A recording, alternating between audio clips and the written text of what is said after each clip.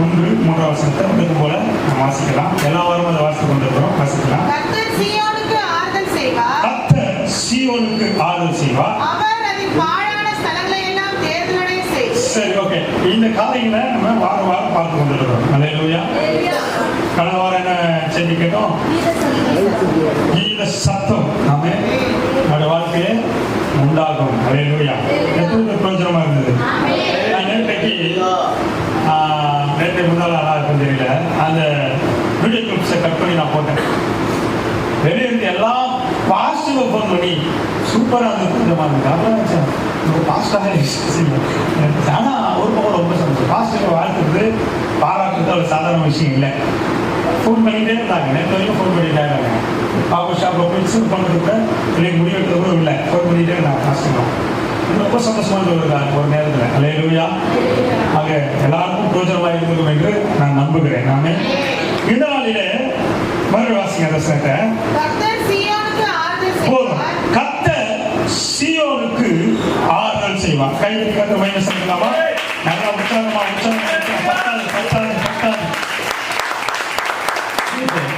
கவனிய ஆறுதல் செய்கிற தேவன். அல்லேலூயா. அவர் ஆறுதல் செய்கிற தேவன். அல்லேலூயா. இந்த காலவெளியிலே பலவிதமான கைவிடப்படுதல், பலவிதமான நெருக்கம், இருதயம் உடைத்துக்கப்படுதல் போன்ற சூழ்நிலையில நீங்க ஆறுதல் என்று தவித்துக் கொண்டிருக்கலாம். அல்லேலூயா. பொருளாதாரமா இருக்கலாம், வியாதிகளா இருக்கலாம், பிசாசி கட்டுகளா இருக்கலாம். இதெல்லாம் பாயிண்ட் நான் சொல்ல போறேன். உங்க வாழ்க்கையில ஆறுதல் இல்லாம இருக்கிறீங்களா? அல்லேலூயா.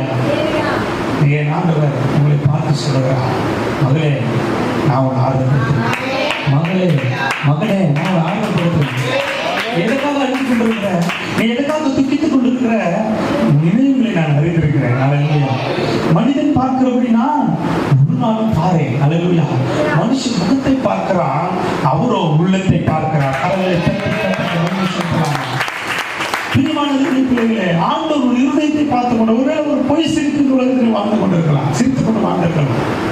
வெளியே தான் பிரதர் சிரிக்கிறேன், நான் அவங்களுக்குள்ள அழுது கொண்டிருக்கிறேன் அப்படின்னு சொல்லி நீங்கள் சொல்லலாம். நீங்கள் ஆண்டவர் உங்களை ஆறுதல்படுத்துவதை நீங்கள் உணர்வுகிறீர்கள். எதுவும் வாழ்க்கை இருந்தால் நீங்கள் ஆறுதல் அடைவீங்களோ அதை கர்த்தர் தருவாராக. கரங்களை தட்டி அல்லேலூயா. அல்லேலூயா. சில நேரங்களில் அதிகமான மனக்காயங்கள் உள்ளவர்கள் தான் வெளியே மற்றவர்களை சிரிக்க வைப்பார்கள். பொறாமை சொல்லுங்க பார்க்கலாம். அல்லேலூயா. அதுக்கு நல்ல ஒரு சாரி சாப்பிட்டு சொல்லப்படுகிற அந்த இடுப்பில் ஒருவர் கவனிக்கணும், மிக சிரிக்க வச்சு எல்லாரையும் வாழ்வார். பொறாமை சொல்லுங்க பார்க்கலாம். அல்லேலூயா. மிக பிரபலமானது. வாய்ஸ் எல்லாம் வர்றதுக்கு முன்னாடியே, இந்த மீடியாவில் வாய்ஸ் வர்றதுக்கு முன்னாடியே அவர் பேசினாங்க. பிளாக் அண்ட் ஒயிட்டையும் அவங்க நடித்திருக்கிறாங்க. அப்போ அவருடைய சுயசரிதை, ஒரு சரித்திரத்தில் அவர் சரித்திரப்பட்ட பல ஆண்டுகளுக்கு முன்பு அதை படிக்கிறது எனக்கு ஞாபகம் வருகிறது. அதை படித்து பார்க்கும்போது சொல்கிறார், நான் ஏன் எல்லாரும் சந்தோஷப்படுத்துறேன்னா அவ்வளோ காயம் என் உள்ளத்தில் இருக்கிறது சொன்னாங்க. யோசிச்சு பார்த்தேன். நான் வாழ்க்கையில் எல்லாமே ஃபெயிலியர். அப்பா அம்மா தூக்கி போட்டாங்க, மனைவி எடுத்துட்டு போயிட்டாங்க, சமுதாயம் வேலை கொடுக்கல, ஒதுக்கி தள்ளிடுச்சு. எல்லாவற்றிலும் உடைக்கப்பட்ட நிலைமையில அவர் அநேக சிரிக்க வைத்துக் கொண்டே இருந்தார். ஒரு ஆண்டு சொல்ல பார்க்கணும். நான் ஏன் இதை சொல்றேன்னா, உங்க வாழ்க்கையில் வெளியே சிரிக்கலாம், ஆனா உள்ளுக்குள்ள யாருக்கு தெரியும்? அல்லேலூயா. உள்ள எல்லாருக்கும் வெளியே பார்க்கும்போது அவன் தான் பாரு, அவன் பண்ற ட்ரெஸ் பாரு, அவன் போட்டு காய்ச்ச பாரு, அவன் போட்டு மோதிரத்தை பாரு, அவன் அப்படின்னு எல்லாம் அவங்களை பார்த்து சொல்லலாம். ஆனா உள்ளுக்குள்ள ஒரு ஓட்டாண்டியா, உள்ளுக்குள்ள ஒண்ணு இல்லாம உட்கார்ந்து கொண்டு இருக்கிறது என் ஆண்டவர் மாத்திரம் அறிவா. பெரிய மனிதர்கள் உன்னை பார்த்து எரிச்சல் அடையலாம், ஆனால் தேவன் உள்ளத்தை பார்த்து உன்னை ஆறுதல் படுது. அல்லேலூயா. எத்தனை பேர் ஆமென் சொல்றீங்க? அல்லேலூயா. ஒரு நாள் ஒரு மனிதன் இப்படிதான் மிக சோகமாய் அப்படியே அழுது கொண்டே இருந்தாங்க. எப்பெல்லாம் பார்க்கறானோ அப்பெல்லாம் மூஞ்சி அழுக்கு அப்படின்னு சொல்லி சோகமா இருப்பாங்க. யாரும் பேசுறது கூட அவன் காதலை கேட்காங்க, இது இளநிலை கூட இருப்பாங்க. அப்போ என்னுடைய நண்பன் அவனை பார்த்து சொன்னானா, ஏப்பா இப்போ பாரு சோகமா இருக்கிறேன், எப்போ பாரு இருக்கிற, யாருக்கு தான்ப்பா கஷ்டம் இல்லை, எவ்வளோ சொன்னாலும் அவனுடைய மென்டலி ரொம்ப அஃபெக்ட் ஆகி அப்படியே சோர்ந்து போயிருந்தாங்க. அல்லேலூயா. உடனே அவனை வா ஒரு நல்ல மனநல மருத்துவரை போய் பார்க்கலாம்னு சொல்லி கவுன்சிலிங்காக கொண்டு போனார்களா. கவனிக்கணும். கொண்டு போகும்போது அங்கே வந்து அவர் சொன்னார், இது ஒரு மனம் இருந்ததா, நீங்கள் நல்லா தூங்கணும் அப்படின்னு தூங்குறதுக்கு மாற்ற கொடுத்தாங்க. அவன் அப்பயும் தூக்கம் வரலையா, அப்படியே தூங்கினாலும் எழுந்தவனே திரும்ப பழைய மாதிரி சோகமாக இருக்க ஆரம்பித்தாங்க. ஒரு ஆமென் சொல்லுங்க பார்க்கலாம். அல்லேலூயா. சைக்காலஜிஸ்ட் வந்து சில ஆலோசனை சொல்லுவாங்க, ஆனால் அதை ஏற்றுக்கிற மனப்பக்குவம் ரொம்ப அவசியம். ஒரு ஆமென் சொல்லுவாங்களா? அல்லேலூயா.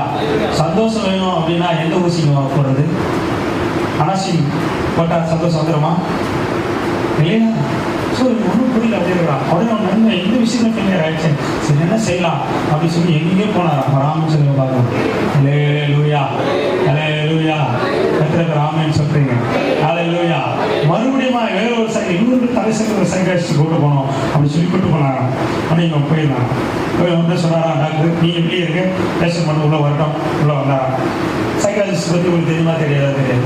அவங்க பேசுனாங்கன்னா மணிக்கணக்கில் பேசிட்டு இருப்பாங்க. ஒரு ஆளுக்கு உட்கார வச்சு எல்லாத்தையுமே கேட்பாங்க, விசாரிப்பாங்க. ஏன்னா தெரிஞ்சாதான் உங்களுக்கு ஆலோசனை சொல்ல முடியும். அவங்க விசாரிச்சு கொண்டே இருக்கும்போது சொன்னாங்க, உங்களுக்கு ரொம்ப பிரச்சனைகள் இருக்கிறீங்க, நான் மாற்ற தரேன், எல்லாம் தரேன், அதே நேரத்தில் நீங்கள் தனிமையாக இருக்காதீங்க, சந்தோஷமா இருங்க. சந்தோஷமா இருக்கிறதுக்காக ஒரு காரியம் செய்யலாம். நம்ம ஊரில் வந்து ஒரு சர்க்கஸ் போட்டுருக்காங்க. என்ன செய்யலாமா? நம்ம ஊரில் ஒரு சர்க்கஸ் போட்டுருக்காங்க. அங்கே ஒரு கோமாளி வருவான். அவங்க நடந்து வந்தாலே சிரிப்பாக வரும்.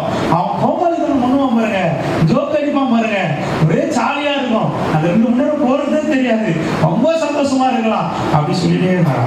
உடனே அப்பயும் இவங்க சுகமா இருந்தாங்க. ஏன்ப்பா அவங்க நல்ல செய்தியை சொல்றேன், இவங்க சுகமா இருக்குன்னு சொன்னாங்க.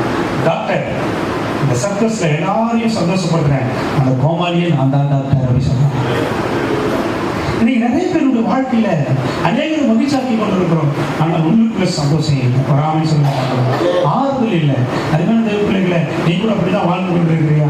எங்கன்னா போலாமா? ஒரு 1 மணி நேரம், ஒரு 2 மணி நேரம் எங்கேயாவது போய் உங்களுக்கு கவலையை மறக்கலாமா அப்படின்னு சொல்லி நினைக்கிறீங்க. அந்த 2 மணி நேரம் வாழ்க்கையில உனக்கு சந்தோஷத்தை கொடுக்காது. ஒரு ஆமென் சொல்லுங்க பார்க்கலாம். ஆறுதலை கொடுக்காது. என்னுடைய ஆண்டவர் சகல விதமான ஆறுதல் இதே. அவர் சகலத்துவமான ஆறுதல், இதுல மட்டும்தான் அவர் ஆறுதல்படுத்த முடியும் கிடையாது. அவர் எல்லாவற்றிலும் ஆறுதல்படுத்துகிறவர். அல்லேலூயா, அல்லேலூயா. உண்மையாகவே நம்மளும் ஒரு கோமாளி சிரிச்சுட்டு இருக்கிறோம். ஆனா உள்ளுக்குள்ள வேற கண்டுபிடிச்சு வெளியே சிடிச்சுட்டு இருக்கிறத காட்டிலும் வெளியே சந்தோஷமா காட்ட ரொம்ப நல்லது. சிலவங்க பார்க்கலாம். அல்லேலூயா, கேட்கிறீங்களா? அல்லேலூயா. கர்த்தருக்கு மகிமை உண்டாவதாக. சில காரியங்கள் வேகமாக நான் உங்களுக்கு சொல்லி கடந்து செல்ல போகிறேன். நீங்கள் குறித்துக் கொள்ளுங்கள், வாசிக்க வேண்டாம். எப்பெல்லாம் நமக்கு ஆறுதல் தேவை அப்படின்னு பைபிளோட பெரிய பட்டியல் எடுத்து வச்சிருக்கிறேன். சரி, நான் அதை விட்டுறேன், ஏன்னா நமக்கு 20 நிமிஷம் கூட இல்லை, அதனால நான் வேகமாக கடந்து செல்லலாம். பாருங்க, முதலாவது நாம் கவனிக்க வேண்டிய விஷயம் ஆதியாகமம் 24வது அதிகாரம் அதனுடைய 67வது வசனத்தை வாசிக்கலாம். வாசித்து காட்டுங்கள். ஆதியாகமம் 24. அப்பொழுது ஈசாக்கு ரெபெக்காளை தன் தாயுடைய கூடாரத்துக்கு அழைத்துக் கொண்டு போய் அவளை தனக்கு மனைவியாக்கி கொண்டு அவளை நேசித்தான். ஈசாக்கு தன் தாய்க்காக கொண்டிருந்த துக்கம் நீங்கி ஆறுதல் அடைந்தான். கையை தட்டி கர்த்தருக்கு மகிமை செலுத்தலாம். இதுல நான் ஒரு 2 பாயிண்ட் நான் உங்களுக்கு சொல்ல போறேன். ஒரே பாயிண்ட்ல கவனிங்க. முதல் காரியம், தேவன் எப்படி உங்களை ஆறுதல்படுத்துறாரா? இழப்புகளிலே கர்த்தர் உங்களை ஆறுதல்படுத்துறார். நல்ல ஆமென் சொல்லுவாங்க. ஹல்லேலூயா. ஒருவேளை ஒரு மரணங்கள் உங்கள் குடும்பத்தில் நடந்திருக்கலாம். உடைய தாய் மரித்து போயிருக்கலாம், உடைய தகப்பன் மரித்து போயிருக்கலாம், உன் சகோதரன் மரித்து போயிருக்கலாம், உன் கணவன் மரித்து போயிருக்கலாம், மனைவி மரித்து போயிருக்கலாம், அல்லது நீ ரொம்ப நேசிக்கிற யாரோ மிகுந்த உறவினர்கள் மரித்து போயிருக்கலாம். ஆகவே இது இழப்பு நிமித்தம் நீங்கள் ஆறுதல் அடையாமல், என்ன சொன்னாலும் ஆறுதல் முடியாம நீங்க காணப்படலாம். ஒரு சந்தோஷம் இல்லாம நீங்க காணப்படலாம். பிரியமான தேவனுடைய பிள்ளைகளே, இங்கே ஈசாக்கு என்பவன் தன் தாயை மிகவும் நேசித்திருந்தான். தன்னுடைய தாய் மரித்து போனார். ஹல்லேலூயா. தன் தாய் நிமித்தம் அவன் ஆறுதலின்றி இருந்தான். அவனால் ஒழுங்கா சாப்பிட முடியாது, அவனால் ஒழுங்கா தூங்க முடியாது, அவன் பித்தம் பிடித்தவனை போல ஆறுதலின்றி இருந்தான். ஒரு ஆமென் சொல்லுங்க பார்க்கலாம். ஹல்லேலூயா, ஹல்லேலூயா. தாய் மரித்து போனான், தன் தாய் இழந்தான். அவளுடைய வாழ்க்கையில ஆறுதல் இல்லை. அதுக்காக வாழ்க்கையில் யாரை இழந்திருக்கிற, ஒருவேளை உறவுகளை மரணம் என்கிற அந்த மரணத்தின் நிமித்தம் இழக்காவிட்டாலும் பிரிவு என்கிற பிரிவு நிமித்தம் எழுந்து போய் தவித்துக் கொண்டிருக்கிறாயா? ஹல்லேலூயா. மரணம் என்று சொன்னால், சாவு என்று சொன்னால், அதனுடைய சரியான தமிழ் வார்த்தை என்னன்னா பிரிவு. என்ன சொல்லுங்க? பிரிவு. ஆயத்தான் சொல்லுங்க, பிரிவு.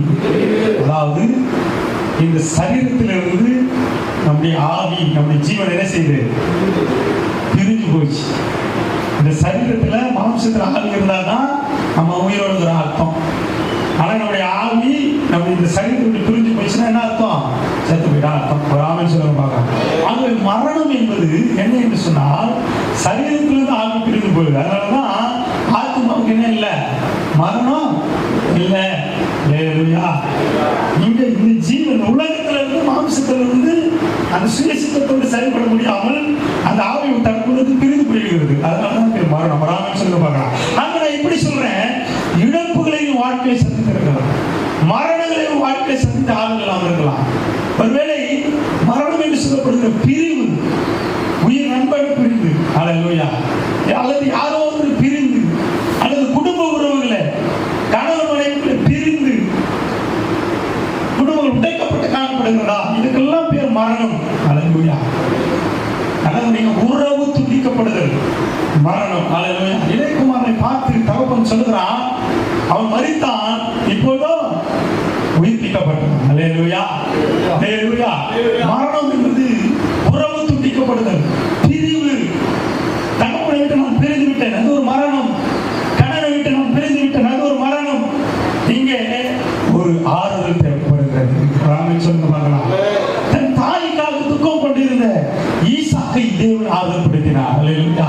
அதனால தேவனுடைய பிள்ளைகளே, நீ யாருக்காக துக்கித்துக் கொண்டிருக்கிற? என் அம்மா மட்டும் இருந்திருந்தா, என் மாமா மட்டும் இருந்திருந்தா, என் சித்தப்பா மட்டும் இருந்திருந்தா, என் அப்பா மட்டும் இருந்திருந்தா, என் நிலைமை இப்படி இருக்குமா என்று சொல்லி கண்ணீரோடு இருக்கிறையா? என்னை ஆண்டவர் உங்களை ஆறுதல்படுத்த போகிறார். கடலை தட்டி, நான் திறப்பனாக இருப்போமா, நான் நண்பனாக இருப்போமா, நான் நாயகனாக கடைபிடித்து நடத்துவேன். இழப்புகள் மத்தியிலே உங்களுக்கு ஆறுதல் செய்கிறார். மாத்திரமல்ல, அதே குறிப்பில், அதே வசனத்தில் இன்னொரு குறிப்பில் நான் சொல்ல விரும்புகிறேன். அல்லேலூயா. அல்லேலூயா. உன் தனிமை அல்லது உடைய திருமண காரியங்களிலே ஆண்டவர் ஒரு அற்புதத்தை செய்து உன்னை ஆறுதல் பண்ணுவார். கை தட்டி கத்திரமைன்னு சொல்லுகிறார். ஒருவேளை என் பிள்ளைக்கு திருமணம் ஆகலையே, ஒருவேளை திருமணம் வயசு ஆகி திருமணம் நடக்கலையே என்று சொல்லி உன் தாய் தகப்பனுக்காக துக்கித்துக் கொண்டிருக்கிறான். ஆகலை, இதை மட்டும் செஞ்சுட்டேன் நிம்மதியாக போயிடுவேன் அப்படின்னு சொல்றான். ஆண்டு சொல்றாரு, ஈசாக்குக்கு ஒரு ரெபேக்காளை கொடுத்து கையை தட்ட மாட்டீங்களா? நான் அவனை ஆறுதல் கொடுத்தேன். தாய்க்காக கொண்டு துக்கம் நிகழ்ச்சி, அதே நேரத்தில் அவனுக்கு ஒரு துணையை நான் கொடுத்தேன். அது போல அன்பு சகோதரிய சகோதரனே, உன்னை என் தேவன் ஆறுதல் படுத்த போகிறான். அல்லேலூயா. உன்னை வழிநிறுத்த, உன்னை ஆறுதல் சொல்ல, உனக்கு கஷ்டத்து நேரத்தில் கூட இருந்து உன்னை பாதுகாக்க நல்ல ஒரு ஆமை செல்ல மாட்டீங்களா? ஒரு கணவனை, ஒரு மனைவியை கர்த்தர் உனக்கு தந்து உன்னை ஆறுதல் படுத்த போகிறான். நீங்க தனிமையா இருக்க போறதில்லை. அல்லேலூயா. கைகளை தட்டி கர்த்தருக்கு மகிமை செலுத்தலாமா? அல்லேலூயா. ஆக முதல் காரியம், இழப்புகள் மத்தியிலே என் தேவன் உங்களை ஆறுதல் படுத்துகிறார். அல்லேலூயா. நல்ல சந்தோஷமா ஒரு ஆமை சொல்லுவாங்க. ஒரு காரணம் மட்டும் சொல்றேன், ஆண்டவருடைய யார உங்க வாழ்க்கையில ஆறுதலா அவங்களுக்கு ஏற்படுத்தி கொடுத்தாரோ அவங்களை நேசிக்க மாட்டாங்க. அல்லேலூயா. அந்த வசனத்துடைய கருத்து. சரி, நம்ம கடந்து போகலாம். இரண்டாவது காரியம் கடந்து போகலாம். முதல் காரியம், இழப்புகளில், மரணங்களில, பிரிவினையில். அல்லேலூயா. திருமண காரியங்களில் ஆண்டவரை நிச்சயமா ஆறுதல் படுத்த போகிறார். இரண்டாவது காரியம், ஆதியாகமம் 50:21 வாசிக்கலாம் சீக்கிரமாக. ஆதலால் பயப்படாதீர்கள், நான் உங்களையும் உங்கள் குழந்தைகளையும் பராமரிப்பேன் என்று அவர்களுக்கு ஆறுதல் சொல்லி அவர்களோட பட்சமாய் பேசினார். அல்லேலூயா. கவனிங்க, இங்க ஆறுதல் சொல்லி என்றால் என்ன அர்த்தம்னா, பராமரிப்பது. நல்ல ராமை சொல்லுங்க. அல்லேலூயா. ஆண்டவர் சொல்றாரு, நான் உங்களை பராமரிப்பேன். கையை தட்டி கத்திர மைய செலுத்தலாமா? அல்லேலூயா. அல்லேலூயா. சொல்லுங்க. பெரிய பெரிய ஆபீஸ்லாம் பார்த்தீங்கன்னா, பெரிய பெரிய கம்பெனிலாம் பார்த்தீங்கன்னா கீப் பண்ணுறதுக்காக ஹவுஸ் கீப்பிங் சொல்லுவாங்க இல்லையா? ஹவுஸ் கீப்பிங் சொல்லுவாங்க, இவங்களாம் இருப்பாங்க. அவங்க மாத்திரம் ஒரு 4 நாள் வரலாம் வச்சுக்கலாம், அந்த இடமே நாரி போயிடும். அந்த ஹவுஸ் கீப்பிங் தான் என்ன பண்ணுவாங்கன்னா, அவ்வளோ அழகாக நேர்த்தியாக அந்த வீட்டை வைப்பாங்க. அந்த எல்லாருமே வேலை வாங்குவாங்க இல்லையா? எல்லாருமே வேலை வாங்க, கார்டனில் வந்து கிச்சன் எல்லாருமே வேலை வாங்குவாங்க. அவங்க வேலை வாங்கினா அந்த வீடு அழகாக இருக்கும். வராமல் சொல்ல பார்க்கலாம். அல்லேலூயா. அப்போ நீங்க பராமரிப்பு அற்ற ஒரு வீடு எப்படி இருக்கும்? பராமரிப்பு அற்ற ஒரு குழந்தை எப்படி இருக்கும்? பராமரிப்பு அற்ற ஒரு தோட்டம் எப்படி இருக்கும்? அப்படிதான் உங்க குடும்பம் இருக்குது. அல்லேலூயா. நீங்க ஆண்டவரை ஆறுதல்படுத்துவது எப்படி தெரியுமா? உங்களை பராமரிக்க போகிறார். பராமரிக்க சொல்லலாம். அலங்கோலமா இருக்கிற ஒரு தோட்டத்தை நீ போய் அதை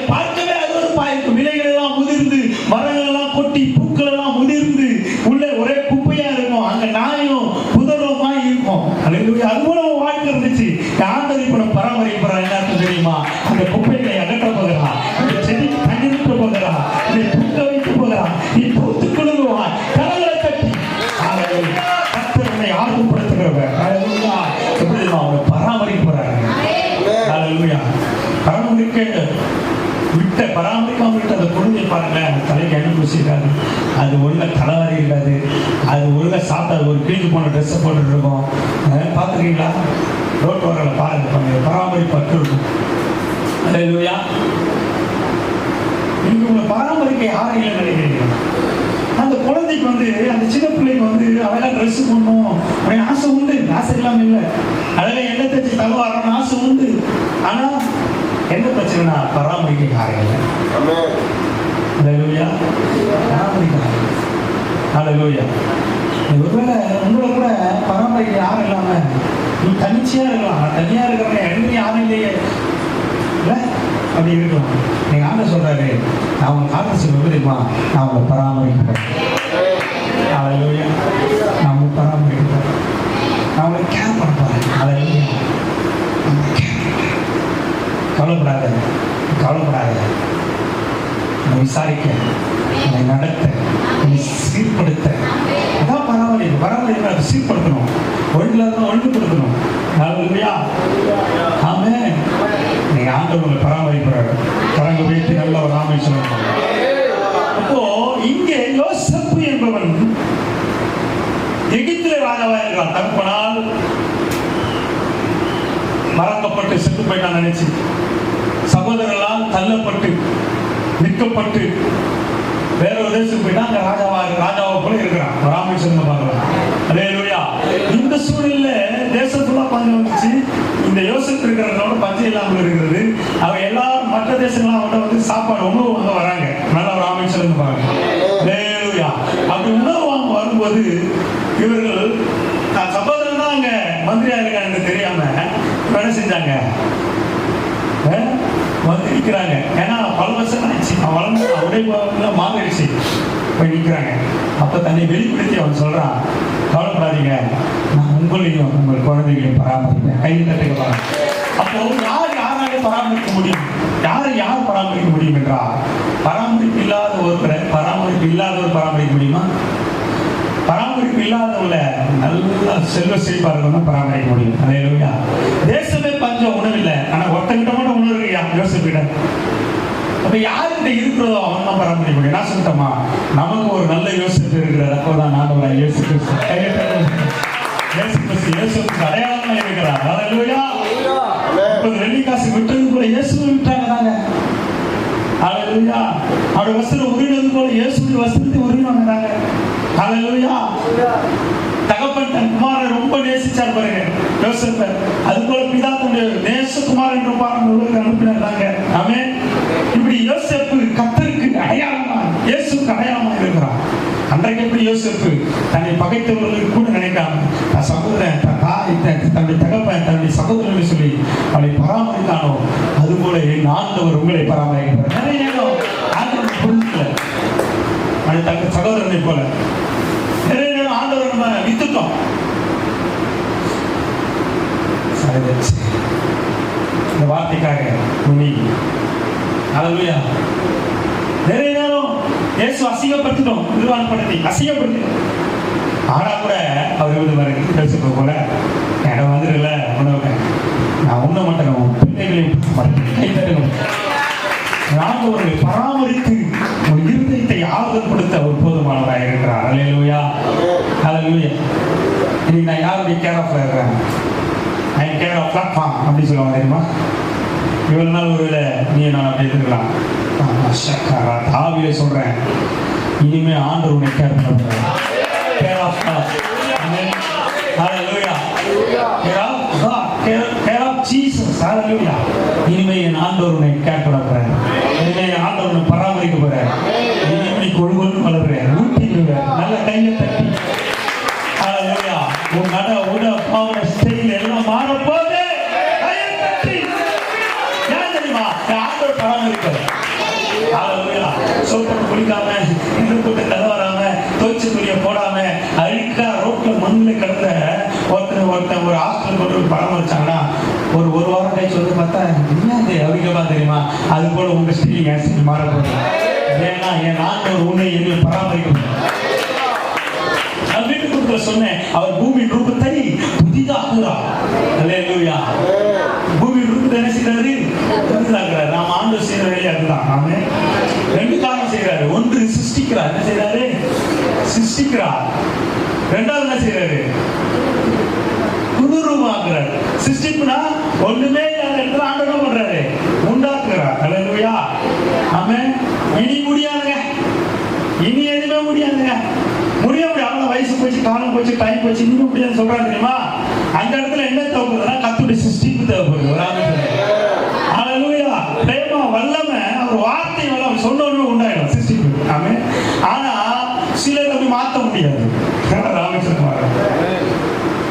ராமேஸ்வரம் மாற்ற முடியுமா? அடங்காத மனைவி மாற்ற முடியுமா?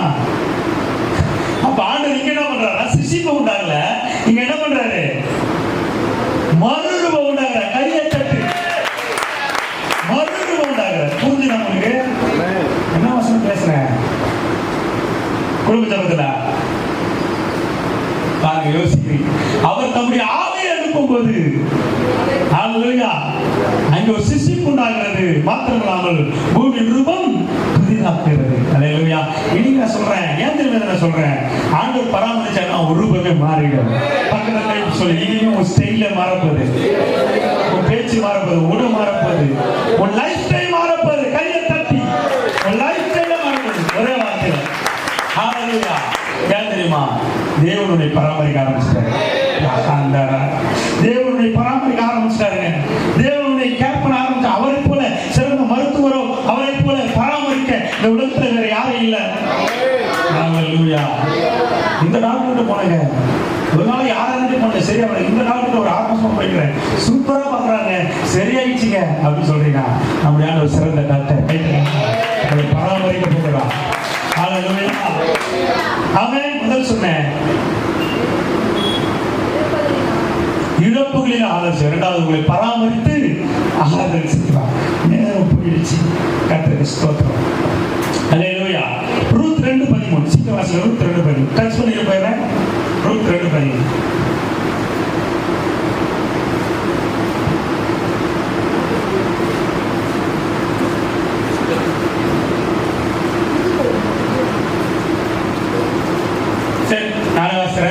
அதற்கு அவள், என் ஆண்டவரே, உங்களுடைய கண்கள் எனக்கு தயை கிடைக்க வேண்டும். நான் உங்களுடைய வேலைக்காரர்கள் ஒருத்திக்கும் சமானமா இராவிட்டாலும் நீர் எனக்கு ஆறுதல் சொல்லி உங்களுடைய அடியாளோடு பச்சமான் பேசினீரே. ராமேஸ்வரம் பார்க்கலாம். இந்த ரூட் சொல்றா, உங்களுக்கு நிறைய வேலைக்காரிங்கிறாங்க, அந்த வேலைக்காரங்க கூட நான் தகுதி இல்லை, ஆனா நீ எனக்கு ஆறுதல் சொல்லி என் மேல பச்சமா இருந்தீங்களப்பா. கையை தட்டுங்க பார்க்கலாம். யோசிப்பாங்க, வேலைக்காரிகிட்ட போயிட்டு எஜமா வந்து ஆறுதல் சொல்லுவாங்க, பச்சமா மனையை கொடுத்து சம்பளம் வாங்கி போயினேன். அல்லேலூயா. ஆனா இங்க ஒரு எஜமான தான் போவாஸ். நல்லா ராமேஸ்வரம் பார்க்கலாம். இங்க போவாஸ் இயேசு கிறிஸ்து அடையாளமா இருக்கிறார். அல்லேலூயா. சரி, சொல்ல நேரம் இல்லை. இப்ப நீங்க மூன்றாவது பாயிண்ட் என்னன்னு சொன்னா, முதலாவது இழப்புகளில் ஆறுதல் செய்கிறார், இரண்டாவது உங்களை பராமரித்து ஆறுதல் செய்கிறார். அல்லேலூயா. பராமரிப்பு எல்லாம் வந்துடும், அதனால அந்த பராமரிப்பு ஆறுதல் செய்கிறார். மூன்றாவதாக ஹalleluya, ஒரு ஆறுதல் செய்ய போறாரு. ஒருவேளைக்கு நீங்க யாரும் இல்லாம இருக்கலாம், ஆனா அவங்க குடும்பத்துல கண்டிப்பா இருப்பாங்க யாரோ ஒருத்தர். நீங்க ஆண்டவர் உங்களுக்கு எப்படி தெரியுமா ஆறுதல் செய்ய போறாரு? உங்களுக்கு மறு வாழ்க்கையை கொடுத்து ஆறுதல் படுத்துவார். கையை தட்டி, நல்லா சத்தமா கையை தட்டி. ஹalleluya, ஹalleluya. ஒரு மறு வாழ்க்கையை கட்ட கொடுப்பார். ஆமென். ஹalleluya. அர்த்தம் என்ன தெரியுமா? தப்பு இல்லையா? தப்பு இல்லை. ராமேஸ்வரம். ஹalleluya. திருமண வாழ்க்கை நான் முடித்துக் கொள்ள விரும்புவேன் என்று நீங்கள் எப்போது சொல்லுங்கன்னா தவறு. நான் ஏற்கனவே உடைந்து கொண்ட திருமண வாழ்க்கை. ஆமென். அப்படிப்பட்டவர்களுக்கு நிச்சயமா கர்த்தர் மறு வாழ்க்கையை தர வந்தவர். இப்படிதான் ஆறுதல்படுத்த போறார். அல்லேலூயா. எத்தனை பேர் ஆமென் சொல்றீங்க? நான் இதை பார்க்க தயங்குறது இல்லை, இதை பேச தயங்குறது இல்லை. ஜனங்களுக்காக தான் நம்ம, ஜனங்களுக்காக தான் இயேசு. ஆமென். ஜனங்களை ஆசீர்வதிக்கணும் தான் கர்த்தர் உள்ளத்துல வச்சிருக்கிறார் நம்மளை. அல்லேலூயா. என்ன ஆசீர்வாதம் உண்மையாக சொல்லணும், தயங்குறது இல்லை, எதையும் சொல்லுவேன். ஆமென். கர்த்தருக்காக பைத்தியமா என்னவும் என்னப்படும் ஆயத்தமா இருக்கிறது. அல்லேலூயா.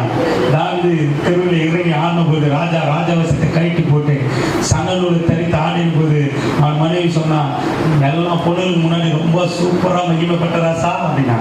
அவன் என்ன சொன்னான், இது என்ன, இதுக்கு மேலேயும் நான் என்ன செய்வேன், எல்லாம் அதே பெண்களுக்கு முன்னாடி நான் மகிமைப்படுவேன் சொன்னான். அல்லேலூயா.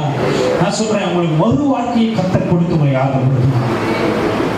திருமண வாழ்க்கையில கணவர் பிரிஞ்சு வாழ்றீங்களா, அல்லது மனைவி பிரிஞ்சு வாழ்றீங்களா, ஒரு குடும்பத்தில் இருக்கிறவங்க மகள் அப்படி இருக்கிறாரா, மகன் அப்படி இருக்கிறாரா, ஏதோ புரிந்து கொள்ளாமல் ஏதோ கெட்ட பழக்க வழக்கங்களை இருந்து தெரியாம மறைச்சு கல்யாணம் பண்ணி ஏதோ ஒன்று ஆயிடுச்சா,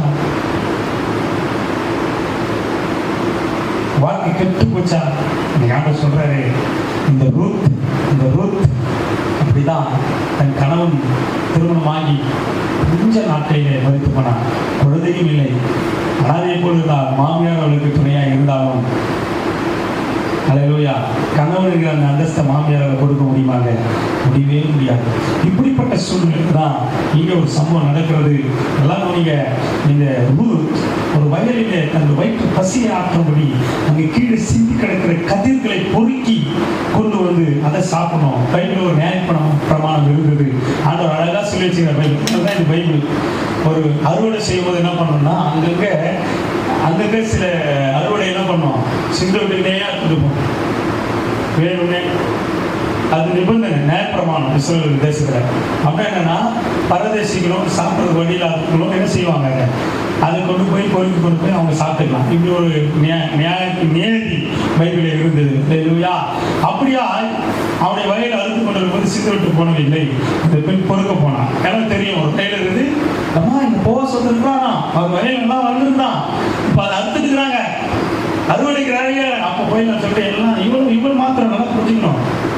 பரதேசிலாம் டிக்கெட் இருக்கிற எல்லாம் இவளுக்கு போல நிறைய பேருக்கு என்ன பண்ணுவாங்க, வயல் ரெடி ஆகிடும், என்ன சம்பாதிக்க முடியாது, இவங்க யாரும் வேலை கொடுக்கல, அனாதையாக இருக்கிறாங்க. புரியுதுங்களா? இப்படிப்பட்ட சூழ்நிலை எல்லாரும் போவாங்க. நல்லா ராமன் சொன்னேன். அதுல ஒருத்தி, பல பெண்களில் ஒருத்தி யாரு, இவனுக்கு போய் கொடுக்குறான். ஆண் துணை இல்லை, மாமனார் அவனே இல்லை, அவன் செத்து போயிட்டான்.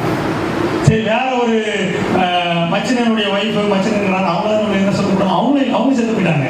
யோசித்து பாருங்க, ஆதரவு இல்லாத ஒரு சூழ்நிலை. இப்படிப்பட்ட சூழ்நிலை வயிற்று கருவது வயசாச்சு மாமியாருக்கு. மாமியார் வயசாயிடுச்சு, என்ன பண்றது, போயிட்டு சிந்தி கிடக்கிற நல்லா வசதியாக வந்த குடும்பம் அப்படி ஆயிட்டாங்க. கீழே சிந்தி கிடக்கிற கதைகள்லாம் பொறுக்கி கொண்டு வருவார். மறுநாள் போனோம். உடனே மாமியார் சில ஆலோசனை சொல்லுகிறார். அதான் சொல்லுங்க, நேரில் போகிறாங்க. போயிட்டு அங்கே நிற்கும் போது தான் அந்த போவாஸ் அவனுக்கு ஆறுதல் சொல்லுகிறான். அல்லேலூயா. கடைசியில் நடந்தது என்ன தெரியுமா, அந்த இளம் விதவையான அந்த ரூத்தை நல்லா ராமன் சொல்லுகிறாங்க. வாழ்க்கை முடிஞ்சு போச்சு, இனிமேல் இப்படியே பொறுக்கி தான் சாப்பிடணும் போல, இப்படி பொறுக்கி சாப்பிட்றதுக்கு கீழே சிந்து கிடக்கிறத பொறுக்கி சாப்பிடுறதுக்கு பதிலாக செத்து போனா நல்லா இருக்குமே அப்படின்னு கூட நினைச்சிருக்கலாம். ஒரு நீங்க அப்படி நினைக்கிறீங்களா? அப்படி இருக்க ஒரு ரூத்தை தான் கர்த்தர் எந்த வயல் வெளியிலே பொறுக்கி சாப்பிட போனாலோ அதே வயல்வெளிக்கு அவள் சொந்தக்காரியாய் கர்த்தர் மாற்றினார். அந்த எஜமான் அவருக்கு திருமணத்தை முடித்து விட்டார். ஆண்டோர் செய்கிற ஆரம்பம் இப்படிதான் இருக்கும்.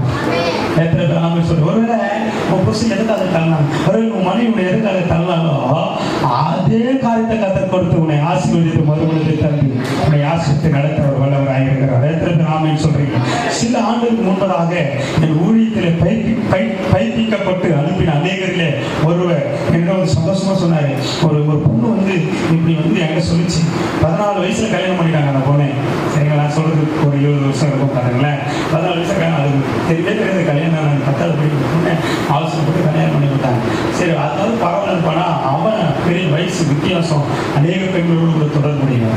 இந்த பொண்ணுக்கு தெரிஞ்சது, சின்ன பொண்ணு ஒன்றும் புரியல. அப்ப வீட்டில் சொன்னோடனே பிரிச்சு கொண்டு வந்துட்டாங்க. அல்லேலூயா. கிட்டத்தட்ட 15-14 ஆண்டுகள் இருக்கும் அந்த பொண்ணு தனியாக வாழ்ந்து கொண்டிருக்க வேலையில என்னால் பயிற்றுவிக்கப்பட்ட ஒரு நல்ல ராசா அதை நாங்கள் போயிட்டு ஜபக்குழு நடத்திக்கிட்டு இருந்தான். அல்லேலூயா. அப்போ அந்த பெண்ணுக்கு மறுமணம் செய்ய வேண்டும். இப்போ நல்லா ஒரு 25 வயசு ஆயிடுச்சே, அறியாத ஒரு குழந்தை இப்போ இப்படி ஆயிடுச்சு அப்படின்னு சொல்லி அவங்களுக்கு திருமணம் முடிக்க வேண்டும் சொல்லி அவங்க நினைத்தாங்க. அந்த டைம்ல அந்த பெண் நம்ம வீட்டில் ஜபக்குழு நடத்துறாங்க அண்ணன் சொன்ன உடனே இது நடந்து ஒரு வாரம் ஆயிருக்கு போல எனக்கு தெரியாது. தற்செயலாக நான் அந்த சகோதரனை பார்க்கிறேன். அவர் என்னிடம் சொன்னார், சகோதரா இந்த மாதிரி ஒரு சம்பவம் சந்தோஷமா சொல்றாரு. அவர் பைபிள் யுத்தத்தை செஞ்சுட்டாங்க. இந்த மாதிரி அவர் சொன்னாங்க, நான் சொல்றேன் நான் பாராட்டு நினைச்சேன். அதே நேரம் சதிசெயல் மாதிரி என்ன பண்ணுவாங்க, நிறைய பேர் இடத்துல கேட்குவாங்க. ஏன்னா நான் அந்த மாதிரி ஆளு, சில வேலையில் கடையெல்லாம் வேண்டும் வந்து கேட்டு பதில் கேட்பாங்க. அந்த மாதிரியா இருந்ததான் தெரியல, கொஞ்சம் எனக்கு கிடையாது. இப்போ நான் என்ன பதில் சொல்றது, நியாயப்பிரமாணத்தில் அவர் சொல்றது உண்மை, பைபிள் இப்படிதான் இருக்குது. சரிங்களா? அமைதியா இருந்தேன் அப்படின்னு சொன்னா, நான் இவ்வளோ கஷ்டம் அமைதியா இருக்கீங்க கேட்டேன். நான் சொன்னேன், சரி அதெல்லாம் இருக்கட்டும், என்ன தெரிஞ்ச ஒருத்தர் கேட்குறாங்க இதே மாதிரில நான் ஒரு கதை சொல்றேன், கொஞ்சம் கேளுங்க அப்படின்னா. ஓகே, ஆஹா ஐயா ஐயா அப்படின்னாரு. ஏன்னா நான் கதை சொல்றேன்னா அங்கே ஏதோ மேட்ரு இருந்தா இருக்கும். அப்போ கதை சொன்னேன். ஒரு குடும்பத்தில் 5 பேர் இருந்தாங்க. அப்பா அம்மா ஒரு பொண்ணு 2 அண்ணனுங்க. எல்லாம் வசதியாக வாழ்ந்தாங்க, எல்லாம் சந்தோஷமா இருக்கிறாங்க. ஆனால் ஒரு பொண்ணு மொத்தம் கல்யாணம் ஆகினாச்சு, தனியாக வந்துட்டா, வீட்டில் இருக்கிறா. அண்ணன் பார்க்குறான், இந்த சின்ன பொண்ணு கல்யாணம் ஆகி வாழ்க்கை எழுந்து வந்த பொண்ணு வீட்டில் சோகமாக உட்காந்து கொண்டு இருக்கிறா, வீட்டில் உட்காந்து கொண்டு இருக்கிறா. அந்த அண்ணனுக்கு எப்படி இருக்கும் அப்படின்னு விவசாயம். சரி, 2வது நீ ஒரு கல்யாணம், ஒரு கச்சேரி, ஒரு சீமந்தம், ஒரு நல்ல காரியங்கள்லாம் போகும்போது அவங்க மட்டும் வீட்டையே போகாமல் அப்படியே உட்காந்துருக்காரு. அந்த தகப்பன் எப்படி இருந்தாங்க? ஒரு கல்யாணத்துக்கு போகும்போது தான் பெண்ணை குறித்து எப்படி நினைப்பாரு, அவங்க எங்கேயும் வெளி உலகத்தையும் பார்க்கலையே, 15 வருஷமா வீட்டிலே உட்காந்து அழுது கொண்டு இருந்தாலே, அதை பார்க்கும்போது அந்த தகப்பன் எப்படி இருந்துட்டு அப்படியே ஒரு மாதிரி ஆனாரு. நான் சொன்னேன், ஒரு நல்ல தகப்பன் நம்ம இருக்கிறார், அவர் நம்ம ஆராதிக்க ஆண்டவராக இயேசு. உலக தகப்பனை தான் பகலுக்கு மறுவாக்கி கொடுத்து என் மகள் இப்படி இருக்கிறத நான் பார்க்க மாட்டேன், ஒரு சந்தோஷமா இருக்கணும் அப்படின்னு நினைப்பானா, என் தகப்பன் அதை விட அதிகமாக நினைப்பாரு. ராமன் சொல்றீங்களா? அதே அப்படியே நான் சொல்றேன். இன்றைக்கு என் நாள் எப்படி ஆறுதல் படுத்துவார் தெரியுமா? பல ஆண்டுகளாகி தனிமையை வாழ்ந்து கொண்டிருக்கின்றேன். நான் உங்களுக்கு இருக்கிற அந்த சூழ்நிலை இருக்கிறவனுக்கு என் ஆண்டவர் மறுவாழ்வு. நான் தாயே, நான் சொல்றது திருமணமாகி கணவன் இழந்தோ விவசாயியோ வீட்டுக்கு வந்து பல ஆண்டுகளா தனிமையில் இருக்கிறவங்களை பார்த்து சொல்றேன், நான் கூட அப்படிதான் பண்றேன், பாஸ் பண்றான் அப்படியே யாரும் நினைச்சாருங்க. இவன் கூட அப்படிதான் பண்றான் பாரு. பாஸ்ட் கொடுத்த மெசேஜ்ல இன்னைக்கு தாயா சூப்பரா மெசேஜ் எழுதாரு அப்படின்னு நினைச்சிட்டு இருக்கிறீங்களா? ஐயா, நான் உங்களை பார்த்து சொல்லலையா, மனிதன் நினைத்ததை கடவுள் நினைத்ததை, தேவன் நினைத்ததை மனிதன் ஜாக்கிரதையா இருக்கேன். நான் ஏற்கனவே முடிஞ்சு போன வாழ்க்கையை குறித்து பேசிட்டு இருக்கிறேன். அதை நான் சிரிக்காக சொன்னாலும் இது ஒரு சீரியஸான விஷயம். இந்த குடும்பத்தில் யாராவது அப்படிதான் விஷயமா இருக்கீங்க. அதனால இதை வரவேறுங்க. எத்தனை பேர் ஆமென் சொல்றீங்க? ஹல்லேலூயா, ஹல்லேலூயா சொல்லுங்க. மார்ட்டின் லூத்தர் கிறிஸ்டியனுக்கு வரும்போது அந்த காலம் முடிஞ்ச பிறகு அம்பேத்கர் முதற்கொண்டு உடன்கட்டை ஏறுதல் இதெல்லாம் தடை செஞ்சாங்க. மறுமணத்தை ஆதரித்தார்கள். திருமணம் ஜாதி விட்டு ஜாதி கல்யாணம் பண்ணணுன்றத பேசினாங்க. ஹல்லேலூயா, நிறைய காரியங்களை பேசினாங்க. ஹல்லேலூயா. ஆனால் இன்றைக்கும் சமுதாயம் என்ன செய்கிறது இருக்குது. ஹல்லேலூயா. கல்யாணம் நீ வந்து என் கல்யாணத்துக்கு தூரமாக உட்காந்து போயிட்டு ஸ்டேஜில் வந்துடுறாங்க. யான் பொண்ணு வாழ்ந்து இன்னமும் இருக்கிறாங்க. ஒரு குழந்தைல ஸ்ரீமதத்துக்குலாம் வந்துடாது, இன்னமும் இருக்கிறாங்க மாற்று.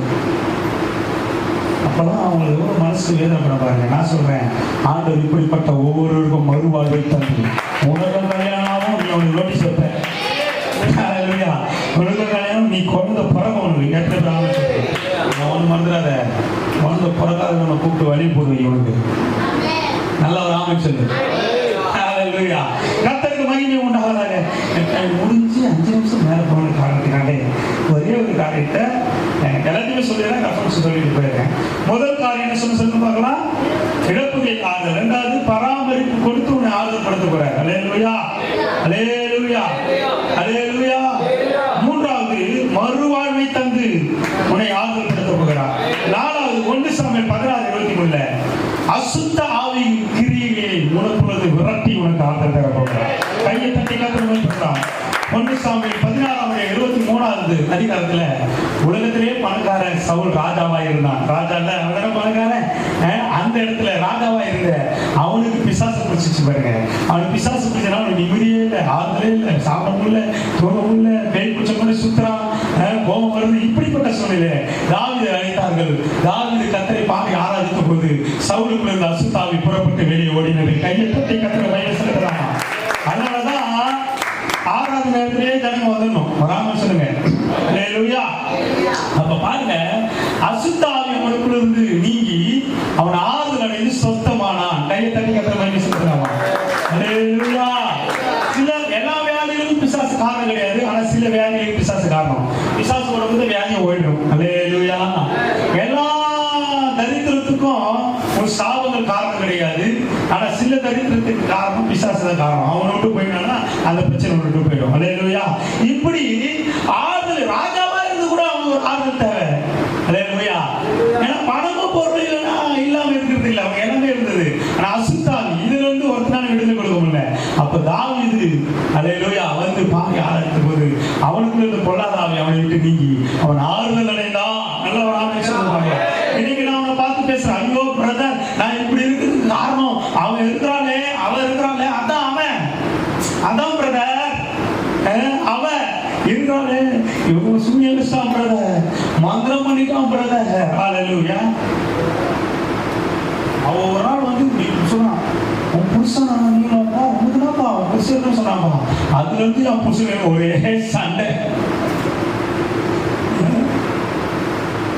அதுக்கான ஜனங்களே, மனுஷனுடைய பொல்லாப்புகள், எரிச்சலின் ஆவி, மண்களின் ஆவி, பிசாசின் கிரியைகள், வில்லி சூனியங்கள், மாந்திரிகள், பொறாமை சில நேரத்தில் அழிச்சு நம்மளை பொறாமை சொல்லி பார்க்கலாம். அல்லேலூயா. சில நேரத்தில் தோசை சுட்டு சொந்தக்காரன் வீட்டுக்கு வருவான். அல்லேலூயா. பாப்பா சூப்பரா தோசை வருது, எங்க வீட்டுல தோசை தான் வரவே மாட்டுது அப்படின்னு சொல்லுவோம். அடுத்த தோசை வராது. சரி, இதெல்லாம் பொய் கிடையாது, உண்மை. இதெல்லாம் நிறைய நடந்திருக்கும். மனுஷனுடைய கண்ணு அப்படி, மனுஷனுக்கு பொறாம அப்படி, தெரியுமா உங்களுக்கு? நீ சொல்ற இப்படிப்பட்ட பொறாமை மரிச்சுக்குனாவே மாத்திரம் இல்ல, பொறாமை நாவி, எரிச்சலின் ஆவி, அல்லேலூயா, இச்சை ஆவி, அல்லேலூயா. எப்ப பாரு கோபமா இருக்கிறான், அவன கையில கொடுத்துடாதீங்க தயவு செய்து. அது எரிச்சலின் ஆவி, கோபத்தாவி என்ன பண்ணும், உடனே முன்னுக்குள்ள வந்துடும், குடும்பம் கெட்டுப்படும். அவனே சும்மா பார்த்து சனிய அப்படின்னு அவன் பிள்ளைங்க விளையாட வந்ததுன்னா செத்து போகும். ஆனா அது நேற்று நல்லா தானே இருந்தாரு, நேற்றுவா எங்கேயோ எரிச்சல் அவங்க ஓட்டிட்டு வந்துருக்க. நீ கொரோனா வைரஸ் இந்த வைரஸ் பயங்கரமானது. அல்லேலூயா. அதனால பிரியமானவர்களே, இந்த பொறாமை, இந்த எரிச்சல் இதெல்லாம் நமக்கு ஆகாது. அதனால ஒரு ஆமை சொல்லுங்க, அது நம்ம பொறாமப்படக்கூடாது. அவன் ஆசிரியப்பட்டானா சந்தோஷப்படணும். ஒரு ஆமை சொல்லுங்க பார்க்கலாம். அல்லேலூயா. இல்லை ஆகவே பிரியமானவர்களே, நான் 4வது பாயிண்டா கடைசி நான் சொல்றேன். கடைசியாக இன்னும் நிறைய இருக்குது, அது சொல்றேன். உங்களை அசுத்த ஆவியிலிருந்து விடுதலை கொடுத்து கர்த்தர் உங்களை ஆறுதல்படுத்த வல்லவர். கைகளை தட்டி விவரமான பாஸ்டர் கையில அதாவது நிற்கிற மாதிரி தெரிஞ்சு பாஸ்டர், கொறுப்பாக நிற்கிற மாதிரி தெரிஞ்சு பாஸ்டர் சொல்றீங்களா? இன்னைக்கு ஆண்டவர் உங்களை ஆறுதல்படுத்த போற. நிம்மதியாக பாஸ்டர் கேட்ட சொல்லி நிம்மதியாக நல்லா தூங்க பாஸ்டர், நல்லா சாப்பிட்ற பாஸ்டர், நல்லா ஒன்றும் பிசாச அழகுதான் நம்ம கணிக்கலாம். பொறாமை சொல்ல பார்க்கலாம். அல்லேலூயா. அல்லேலூயா. சில பேர் சாப்பிட்டுனே இருப்பான். அல்லேலூயா. அதுவும் பிசாசை நினைப்பான். அல்லேலூயா. சில பேர் சாப்பிடவே மாட்டான், அதுவும் பிசாசை நினைக்கும். பொறாமை சொல்லுங்க பார்க்கலாம். கருத்தா கவனிக்கணும். பொறாமை சொல்லுங்க.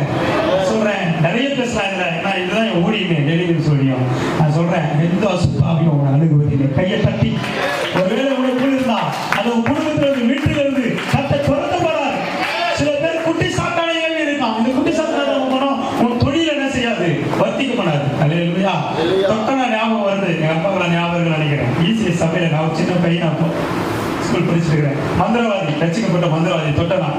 அவர் வந்து சர்ச்சில் சொல்லும்போது சொன்னாரு, வந்து ஒருத்தர் பிசினஸ் படிக்க கூடாதுன்னா வந்து மந்திரம் பண்ணுவாங்கலாம். இவர் என்ன பண்ணுவாங்க, காசு வாங்கி குட்டி சாத்தனை அனுப்புவாராம். என்ன பிசினஸ் இல்லை, மாடு, அப்புறம் மாடு நெறிங்கல்ல, 50 மாடு 60 மாடு பால் கறப்பான், பெரிய பணக்காரனா இருப்பான். அப்ப பாருங்க, வீடெல்லாம் கட்டிப்பான். அவங்க வீட்டில் பால் கறவை தான் மாறிக்கிட்டாருமே அந்த காலத்துல. உங்களுக்கு தெரியுமா தெரியல, நான் நிறைய மாடு வச்சிருப்பான். அப்போ மாட்டு பால் தானே. அப்போ கவனிங்க, கர்த்தர் ஸ்தோத்திரம், கவனிங்க. இவங்க வந்து சொல்றான், நான் மாடு வச்சிருக்கிறேன், ஆனா எல்லாம் எல்லாம் வந்து அவங்களே போய் பால் வாங்குறாங்க, நிறைய மாடு வச்சுருக்காங்க. அதனால நம்ம சொல்லி போனோம்னு சொல்லிட்டு போனோம்னா குட்டி சாத்தானை வெளியே அனுப்புவாங்க. கவனிங்க, இந்த மாட்டுக்காரன் என்ன பண்ணுவான்னா, அந்த கண்ணுக்குட்டியை அவுத்து விடுறதுக்கு முன்னாடி குட்டி சாத்தானை வேணாம். இந்த குட்டி சாத்தா என்ன பண்ணுமா, கண்ணுக்குட்டி போய் பால் குடிக்கிறதுக்கு முன்னாடி குட்டி சாத்தா எல்லா பாலும் உறிஞ்சி குடிச்சிடும். இப்ப என்ன பண்ணோம், இந்த கண்ணுக்குட்டி போய் பால் குடிச்சாலும் பாலே வராது. குட்டி போட்டு அந்த பெருனா மாடு பெருங்க, அந்த குட்டி என்ன செய்யும், கண்ணுக்குட்டி கொஞ்ச நேரம் செத்து போயிடும். கவனிக்கிறீங்களா? இப்படிதான் குட்டி சாத்தானை ஏவாங்களாம். ஆமே, 24 எப்படி வருது குட்டி சாத்தான் தான். நல்லா ராமேஸ்வரன். சரி, எல்லாம் பேச டைம் இல்லை, ஏழு அனுப்புவோம். கவனிங்க, இன்னைக்கு உங்க வாழ்க்கையை கூட உங்க பிசினஸ்ல நஷ்டத்தை உண்டாகணும் பிசாசு ஏவும், குட்டி சாத்தானே உங்களுக்கே தெரியாது ஏவும். நீ சிறுக்கு முன்னாடியே உனக்கு கதை நடத்துறோம். நீ ஒரு பெட்டி கடை வச்சுக்கிற, உனக்கு எதிர்கல பெட்டி கடை வச்சுக்கிறான், உனக்கு மந்திரம் பண்ணிட்டான்னு வச்சுக்க, குட்டி சாத்தானே என்ன தெரியுமா, அந்த குட்டி சாத்தானே ஊற்றுவானா கண்ணு கடிக்கும். ஆமே, வியாபாரம் உங்க கடைக்கு தான் வரணும் வருவான், ஆனா என்ன செஞ்சிடும், அவங்க கடைக்கு போயிடும், மனசு திரும்பிடும். இப்படிதான் மந்திரம் நினைச்சுக்கிறீங்க. அதெல்லாம் இல்லை, அப்படி எனக்கு திறமை இல்லை, அதனாலதான் ஒரு திறமையும் தேவையில்லை, ஒரு ஆகும் சொல்லுவோம் பார்க்கணும். இதெல்லாம் நடக்குது. என்னன்னா மந்திரம் பண்றாங்க. நீ சொல்றேன், நீ பிசினஸ்ல நல்லா இருப்பேன், நல்லா கையெழுத்து நான் ஆசீர்வதிக்கிறேன், உன் குடும்பத்தில் நீ நல்லா இருப்பேன், எந்த அசுத்தாவையும் உன்னை அனுபவதில்லை, என் தேவன் அவைகளை விட்டு விரட்டி உங்களுக்கு ஆறுதல் தர வல்லவனாக இருக்கிறார். எல்லாரும் எழுந்து நிற்கலாமா? Thank you Jesus. இந்த ஒரு காலத்தை நீங்க படிச்சே ஆகணும், படிக்கிறதால சொல்லியே ஆகணும். நான் சொல்றேன், கடைசியா 5 காரியங்கள் இருக்கிறது, 6 காரியங்கள் இருக்கிறது. நான் 5வது காரியத்தை நான் சொல்றேன். 2 சாமுவேல் 13ஆம் அதிகாரம் 24வது வசனத்தை வாசிப்பாங்களா? 2 சாமுவேல் 13:24. சீக்கிரம் எல்லாரும் வழிகள் ஆராய்ந்து தொடரும். சீக்கிரம். அவன் ராஜாவிடத்தில் போய் ஆட்களை வைத்து ஆடுகளை கத்தரிக்கிறேன். ராஜாவும் அவருடைய ஊழியக்காரரும் உமது அடியாரை தேங்க்யூ ஜீசஸ். இந்த மாதிரி ஓகே விடுங்க. ஏசாயா 57:18 வாசி. ஏசாயா 57:18. Thank you Jesus. அவருடைய வழிகளை நான் பார்த்து அவர்களை குணமாக்குவேன், அவர்களை நடத்தி துக்கப்படுகிறவர்களுக்கும் ஆறுதல் அளிப்பேன். கைகளை கத்த சொல்லலாமா? யாருக்கு ஆறுதல் படுகிறார்? பார்த்தது 5வது பாயிண்ட் என்னன்னா, கவனிக்கணும். 6வது பாயிண்ட் நான் உங்களுக்கு சொல்றேன், அது வசனம் தப்பாயிடுச்சு நான் சொல்றேன். என்னன்னா, குணமாக்கி ஆறுதல் செய்வார். கைத்தட்டு. இதெல்லாம் ரொம்ப பேசுறது நம்ம நேரம் வருவது. நான் சொல்றேன், குறிப்பிட்ட வியாதி இருக்குது தெரியுமா? வியாதி ஒரு மனுஷனுக்கு மட்டும் வந்துச்சுன்னா அவன் ஆறுதலை இழந்துருவான். அல்லேலூயா, அல்லேலூயா. அவன் ஆறுதப்பட்ட யாரும் போய் சொல்லுமே ஆகல. அல்லேலூயா.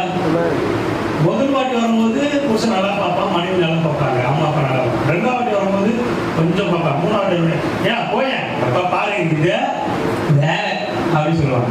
தொடர்ந்து வந்துட்டே இருந்துச்சுன்னா வேதி, அப்புறம் அவங்களை கண்டிக்கவே மாட்டாங்க. எப்படிங்கிறவங்க அவன் ஹாஸ்பிட்டல் போயிட்டு என்ன ஆகும், அதான் எப்போ போயிட்டு வருவாங்க. அவன் ஆரம்பத்து முடியாது. ஆனால் எங்கள் ஆட்ட சொல்றாரு, நான் என்ன செய்வேன், உங்களை குணமாக்குவேன். அல்லேலூயா, அல்லேலூயா. I will heal you. கை தட்டி நான் உங்களை குணமாக்குவேன். பல ஆண்டுகளா வியாதிகளில் வாழ்ந்து கொண்டிருக்கிற நீ ஆறுதலின்றி தவித்துக் கொண்டிருக்கிறாய். ஆமென். ஆண்டு சொல்றாரு, நான் உன்னை குணமாக்கி நான் உன்னை ஆறுதல் படுத்துவேன். அல்லேலூயா. கர்த்தர் மகிமைக்காக நல்ல கரங்களை தட்டி எப்பேற்பட்ட வியாதியானாலும் ஆண்டவர்களை ஆறுதல் படுத்தும்படியா உன்னை குணமாக்க அவர் வல்லவராய் இருக்கிறார். அல்லேலூயா. எத்தனை பேர் நம்புறீங்க? அல்லேலூயா. உன்னை குணமாக்க அவர் வல்லவராய் இருக்கிறார். ஆமென். வியாதியை தேச சுகமாக்க முடியுமா? நல்ல சத்தமா சொல்லுங்க. அல்லேலூயா. வியாதியிலிருந்து நிச்சயமாக அவர் உங்களை சுகமாக்க முடியும் என்பதிலே எந்தவித சந்தேகமும் இல்லை. அல்லேலூயா. Thank you Jesus. 2 சாமுவேல்ல இந்த வசனம் மாறிடுச்சு. சரி, ஓகே. அங்கே எப்படி ஆறுதல் படுத்தினாராம்? பிள்ளையை கொடுத்து ஆறுதல் படுத்தினாராம். கைகளை தட்டி கட்டி 2 இடத்துல வசனம் இருக்கிறது. அல்லேலூயா. எத்தனை பேர் ஆமென் சொல்றீங்க? குழந்தை இல்லாதவங்களெல்லாம் ஆண்டு குழந்தை தத்து அவங்களை ஆறுதல் படுத்துவாராக. ஆமென். முதல் பாயிண்ட் சொல்ல பார்க்கலாம். எப்படி ஆறுதல் படுத்துகிறார்? இழப்புகளின் போது அந்த இரண்டாவது பாயிண்ட் பராமரிக்காதவர். மூணாவது பாயிண்ட் மறுவாழ்வு தந்து அனுப்படுத்துவார். நான் அது சொன்ன அசுத்தாவிகளை துறந்து ஆதரவு செய்ய. அடுத்தது அல்லேலூயா. எத்தனை பேர் ஆமென் சொல்றீங்க? அல்லேலூயா. அதை குணமாக்கி ஆதரப்படுத்துவோம். உங்களுக்கு பிள்ளையை கொடுத்து ஆதரப்படுத்துவார். இதெல்லாம் இல்லாதனால தானே உங்களுக்கு ஆதரவு அழுதுகிறீங்க. நான் உங்களை ஆதரப்படுத்துவோம். நான் உங்களை பராமரிப்பு தங்களுக்கு நாம் ஆதரவு காத்துறாமா. ஹல்லேலூயா, ஹல்லேலூயா. நன்றி ஆண்டவரே. ஹல்லேலூயா, ஹல்லேலூயா. நம்முடைய ஆண்டவர் நம்மை குணமாக்கி நம்முடைய ஆதரப்படுத்துவோம். யோபு பலவிதமான வேலையை 1ஆம் தேதி நம்ம தெரிவித்தோம். அவருடைய நண்பர்களாம் வீணான ஆறுதலை சொன்னாங்க. ஆனால் இயேசு அவரை சுகமாக்கி ஆறுதல் படுத்தினார். அல்லேலூயா. எல்லா கரங்களும் உயர்த்தி ஆண்டவரே எனக்கு ஆறுதல் இல்லாமல் பராமரிக்க ஆறுதல் அவர் அனாதையை போல ஆண்டவரே ஸ்தோத்திரம். ஆண்டவரே ஆறுதல் கொடுத்து ஆண்டவரே நான் இழப்புகளில் எனக்கு இருந்த வேலை போயிடுச்சு. எனக்கு இருந்த குடும்பத்தில் முக்கியமான நபர்கள் இழந்துட்டேன். எனக்கு ஆறுதல் இல்லைப்பா, நீ ஆறுதல் தாங்க போலான்னு சொல்லி கேட்கிறேன். பிள்ளைகளை நோக்கி பாருங்கப்பா, மறுவாழ்வு கொடுங்கப்பா, அசுத்தாவில துரத்துங்கப்பா, பிள்ளையை கொடுங்கப்பா, வியாதியிலிருந்து குணமாக்குங்க ஆண்டவரே. தன்னை கூடியிருக்க வேலை இந்த 5 பாயிண்ட்ல எது இல்லையோ அதை தந்து என்னை ஆறுதல் படுத்தணும் அப்படின்னு சொல்ற மாத்திரம். நான் ஒன்றா சொல்லும்போது உங்களுக்கு ஏற்ற பாயிண்ட் வருவது கலந்து உயர்த்து. எதையும் எழுந்து போயிருக்கிறேன், ஆனால் அதான் உங்களுக்கு ஆறுதல் இல்லை. அவங்க மக்கள் மட்டும் கை வழி எல்லாம் கொடுத்து உங்களுக்கு அஞ்சலிக்க போறேன். ஒருவேளை மரணத்தை குடும்பத்தை பார்த்துருக்கலாம், ஒருவேளை வேலையை எழுந்திருக்கலாம், சமாதானத்தை எழுந்திருக்கலாம். இன்னைக்கு அதெல்லாம் திரும்ப தந்த ஆறுதல் படுத்த போகிறேன். என்னை பராமரிக்க யாருமே அப்படின்னு சொல்றதுக்காக உயர்த்தி கற்றுக்க ஆறுதல். எனக்கு மறுவாழ்வு வேணும். மறுவேளை உங்க குடும்பத்தில் இருக்கிற யாரும் நினைச்சு பண்ணி கை போகணும். மறுவாழ்வு ஒரு விதவி போல கைவெளி போல இருக்கிற என் சகோதரனை என் சகோதரி மறுவாழ்வு கொடுக்கும்போது ஆத்மத்தை சொல்றாங்க.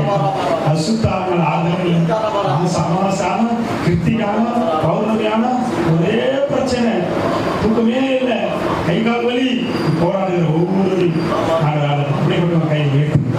பிள்ளை இல்லாத இருக்கிற ஆண்டவரே எனக்கு ஆறுதல் இல்லை போல சொல்றீங்களா? அப்படிப்பட்ட குணமாக்கி ஆண்டவரை ஆறுதல்படுத்துவார். வியாதினால ஆறுதல் எழுதுகிறியா? அப்படிப்பட்ட கரங்களை உயர்த்துங்க. நான் செவிக்கிறேன். பரலோக பிதாவே, இந்த ஆசீர்வதிக்கப்பட்ட காலவேளைக்காய் நன்றி. உங்கள் பிள்ளைகள் ஆறுதல் தெரியாதபடி ஆண்டவரே ஆறுதலின்றி வீட்டுக்குள்ள அடங்கி கிடக்காதபடிக்கு நாட்டில் உங்கள் பிள்ளைகள் வாழ்க்கையில உடைய ஆறுதலின் கரத்தை நிறுத்துவீராக. பாழான ஸ்தலங்களில் ஆறுதல் உண்டு தெய்வமானவர்களே. ஓ ஹல்லேலூயா. ஆண்டவரே எழுப்புகளை சரி கட்டுவீராக. ஆண்டவரே பராமரிக்கக்கூடிய நல்ல வேலையை சம்பாத்தியத்தை நபர்களை ஏற்படுத்தி தருவீராக. ஆண்டவரே மறுவாழ்வை கொடுத்து ஆண்டவரே எப்சிமா என்றும் பியூலா என்றும் பேர் பெறுவாய் என்று சொன்னீர். மறுவாழ்வை போல வாழ்ந்திருக்க செய்வீராக.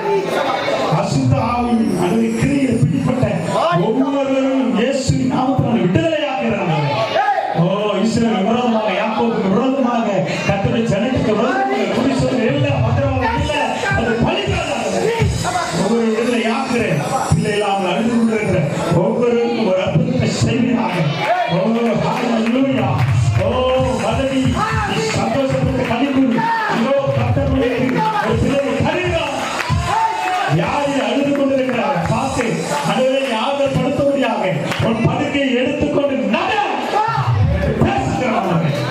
ஒவ்வொருடைய மரண படுக்கை, வியாதியின் படுக்கை, அந்தவரே ஒவ்வொருடைய ஊன்றுகோல், ஒவ்வொருடைய அந்தவரே டியூப், அந்தவரே ஒவ்வொருடைய அவயங்கள் எல்லாம் இயேசுவின் நாமத்தினாலே அந்தவரே சீர்படுவதாக சரீரத்தின் அவயங்கள் இயேசுவின் நாமத்தில் சீர்படுவதாக